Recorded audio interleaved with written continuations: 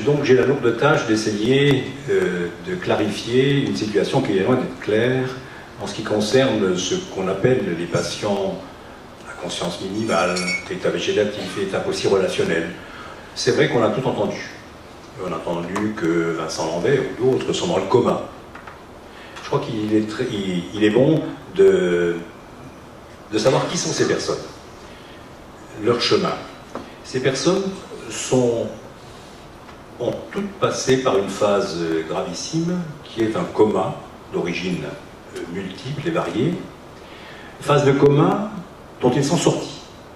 Ils sont sortis, mais avec des séquelles lourdes. Donc il est clair, première chose, ces gens ne sont plus dans le coma. Ils sont dans une situation d'éveil, avec plus ou moins de réponses, et ils ont récupéré ce qu'on appelle un cycle de veille-sommeil. Donc ces gens ne sont pas, je dirais, ce sont des personnes qui sont, comment dirais-je, on peut les considérer comme étant, entre guillemets, des échecs de la médecine. J'aime pas trop ça, c'est des limites de la médecine.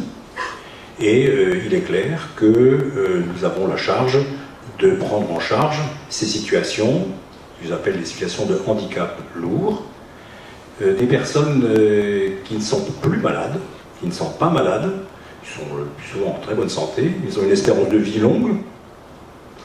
Dans le service, j'ai un patient qui est dans un état dans un état post-relationnel depuis 30 ans. C'est un jeune qui s'est noyé à l'âge de 5 ans, il a maintenant 35 ans. Il n'a jamais eu la moindre complication. Je pense qu'il a eu, en 30 ans, il a dû avoir 3 traitements antibiotiques, et c'est tout. Il a une vie, il n'est pas malade. Certes, il est dans une situation avec des lésions irréversibles, mais il n'en est pas moins pour autant vivant et avec nous, accompagné par ses parents, par ses frères. Donc, pour dire que c'est vrai que cette situation, il faut bien la comprendre comme une situation de personnes en handicap. Ce sont des personnes en situation de handicap qui méritent d'être prises en charge comme toute autre personne en situation de handicap. Arrêtons de dire que ce sont des patients qui sont en fin de vie.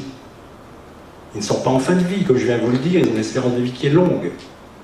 Ils sont atteints d'aucune maladie grave et incurable. Donc là aussi, c'est ce qu'on entend, tout le temps, c'est que quand on parle de la situation de Vincent Lambert, on en fait un débat de la fin de vie. Et c'est un faux débat. La situation de Vincent Lambert, c'est le débat de l'euthanasie, point. On en discutera tout à l'heure, Jean Paillot en discutera, je reviendrai peut-être dessus à ce sujet, mais attention, ne trompons pas de combat. La situation telle qu'elle est actuellement, ça sera ni plus ni moins qu'un acte d'euthanasie. Revenons sur la situation de ces personnes. Question qui se pose. Quelqu'un qui est en situation d'éveil. D'éveil souvent sans réponse, ou à une réponse pauvre. Question se pose, est-il conscient? Ça, c'est la grosse question qui est posée. Alors vous allez me dire, mais c'est quoi la conscience? Alors là aussi, c'est compliqué, puisque pour certains, c'est très réducteur. La conscience est la conscience de soi. Ça reste vraiment très réducteur. Or, en fait, la conscience, c'est un espèce de continuum entre un état d'éveil, avec plus ou moins de réponse, et la conscience de soi. On ne peut pas faire de gradation particulière, et on n'a pas de moyens objectifs pour nous dire quel est le niveau de conscience. Alors c'est sûr, vous avez entendu parler des examens hyper compliqués, le PET scan, l'IRM, tout ça, et on en fait maintenant, on va bientôt pouvoir lire dans le cerveau. C'est ce qu'on lit, hein, pour l'instant c'est encore de la science-fiction. Je crois qu'il est sage de rappeler ce que dit le Conseil consultatif national d'éthique, lorsqu'il a été sollicité par le Conseil d'État pour donner son avis sur la situation des patients post-relationnels. L'absence objective de conscience ne veut pas dire absence de conscience. Point. Toute personne, tout soignant qui accueille, prend en charge ses patients, doit avoir ça en tête. Ne pas trop se poser la question de savoir, mais oui, mais quel niveau de conscience, qu'est-ce qu'il comprend? On est, certes, dans le doute, et on fait comme si. Alors c'est sûr, c'est difficile de dire faire comme si. La médecine nous apprend, on veut des réponses. des réponses positives. Hein. Et là, bien sûr, ben, c'est une situation dans laquelle on n'en a pas. C'est pas pour autant que parce qu'on n'a pas de réponse objective, cohérente, qu'il n'y a rien. On est persuadé quand même qu'il existe des choses qui... l'appréciation de, disons, la conscience de l'environnement, la conscience des proches, la conscience de la voie familière. Alors, vous allez me dire, mais comment on s'en rend compte, tout ça? Ben, on s'en rend compte, mais ça nécessite, pour s'en rendre compte, bien sûr, une attention particulière. C'est un soin particulier, c'est la patience, c'est de l'observation, et c'est là qu'on perçoit ces signes d'inconfort, ces signes de confort, ces signes de satisfaction. Ça se fait, et comment on le voit? Eh bien, en fait, c'est un autre langage. Ce n'est plus le langage verbal, c'est le langage du corps. C'est le corps qui va s'exprimer par, comme dit, ces mouvements du visage, qui sont, bien sûr, fluctuants dans le temps. Mais à la longue, nous qui avons l'habitude de passer beaucoup de temps avec eux, puisque, comme dit, ce patient, je le connais depuis 30 ans, eh bien, on connaît son comportement. D'autres le connaissent depuis longtemps. On a aussi pu percevoir leur état de vie, de confort, de bien-être, de satisfaction, de plaisir. Tout ceci par des observations fines des gens qui s'en occupent. Quels sont les soins apportés à ces personnes? Eh bien, comme je vous disais, ces personnes ne sont pas malades. La seule chose qu'ils ont le plus souvent, c'est une aide à l'alimentation. Pourquoi? Parce que les lésions cérébrales les séquelles, les lésions cérébrales entraînent, excusez-moi, souvent des troubles de la déglutition. Et il est clair que ces troubles de la déglutition peuvent être dangereuses, parce que si vous déglutissez votre salive dans les poumons, eh bien vous allez faire une infection pulmonaire et qui peut être fatale. Donc un grand nombre de patients chez nous ont encore une trachéotomie, non pas pour les aider à respirer, puisqu'ils respirent tout à fait spontanément, mais pour éviter en fait qu'ils s'inondent avec leur salive, ou alors avec de l'alimentation plaisir qu'on leur donne. Vincent, il n'est même pas dans cet état-là. Il est mieux que ça. Il n'a plus de trachéotomie. Il déglutit depuis longtemps. Le docteur Carigère, qui le niait, vient de dire il y a quelques jours, mais il a toujours dégluti. Il faut se poser la question pour savoir pourquoi on n'a pas débuté une rééducation de la déglutition. Donc, les seuls soins, c'est ça, c'est le soin un petit peu particulier, c'est l'alimentation. Alors bien sûr, cette alimentation, il va être donnée par un artifice. Et l'artifice, c'est ce qu'on appelle la gastrostomie. C'est un grand mot, mais c'est quoi? C'est un petit orifice au niveau de l'estomac, au niveau à travers la peau, et la mise en place d'une petite sonde, qui est en place le plus souvent pendant 6 mois à 1 an. Et puis, tout simplement, par cette sonde, eh bien, on va connecter l'alimentation et l'hydratation, point. Alors, d'aucuns disent que c'est un geste de réanimation lourde. Monsieur Mans, tout à l'heure, vous dira la différence qu'il peut y avoir entre cette réanimation dite lourde et cet acte qui est un acte simple. Je crois que c'est abusif, et vous l'avez entendu, et je l'ai entendu moi-même aussi, mais oui, mais c'est de la nutrition artificielle, c'est intrusif, c'est lourd. Attention, arrêtons. Il n'y a pas que les patients d'éclampsie relationnelle qui ont cette alimentation. D'autres, les personnes laryngectomisées pour un cancer, je ne veux pas rentrer dans les détails, mais c'est une technique extrêmement simple qui peut être réalisée à domicile par des non-soignants. Et l'alimentation, alors bien sûr, par facilité et sécurité, on utilise dans nos institutions des produits tout faits. Mais à la maison, j'avais une patiente qui avait une gastrostomie et son mari refusait de prendre des produits autres que ce qu'il lui préparait. Il allait acheter ses surgelés qu'il lui mixait et qu'il passait dans la sonde. Tous ses œufs broyés, enfin ses œufs... Enfin, toute cette nourriture était passée pour lui faire plaisir. Et il pensait que... Et là, c'est toujours possible. Hein. Et là, en faire une technique de réanimation lourde, comme on le dit, qui justifie qu'elle soit appelée un traitement qui, comme on le verra, va conduire, lorsqu'on l'arrête, à la mort. Autre nécessité dans la prise en charge, et cette prise en charge, elle est très bien codifiée par un cahier des charges qui est issu d'une circulaire, la circulaire de 2002, et c'est bon à rappeler que c'était 3 mois après la publication de la loi de 2002 du droit des malades, dite la loi Kouchner.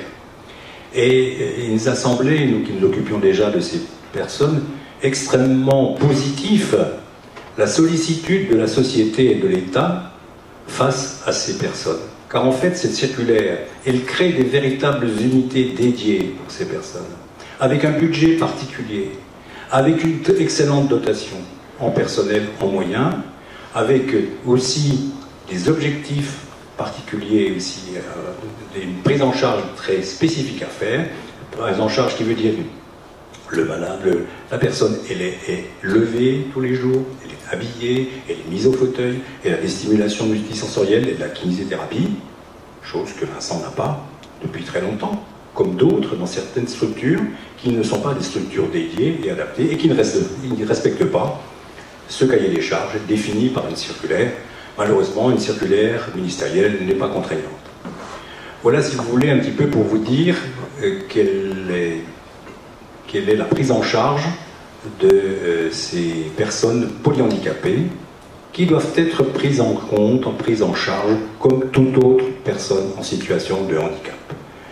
Dans le service, dans le pôle handicap dont j'ai la charge, j'ai 2 unités de maison d'accueil spécialisées avec des patients lourdement handicapés puisqu'ils sont quasiment tous tétraplégiques.